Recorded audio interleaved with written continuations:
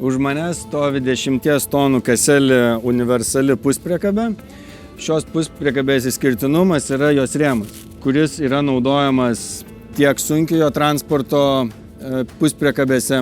Taip pat šiuo metu kaselis naudoja jį ir žemės ūkio puspriekabė. Puspriekabė yra tripusio vertimo, gali versti tiek į galą, į šonus, bortai atsidaro į viršų ir į apačią. Taip pat galite juos visiškai nuardyti ir turėti lygią platformą. Taip pat jos yra komplektuojamos standartinėje komplektacijoje su tentu, daiktadėže, rankų plovimo bakeliu, taip pat oriniais stabdžiais. Taip pat komplekte yra atsarginis ratas, taip reikalinga grūdų liuka ir visus išvadus reikalingus prikabinti kitai priekabai, nors ir didesniai.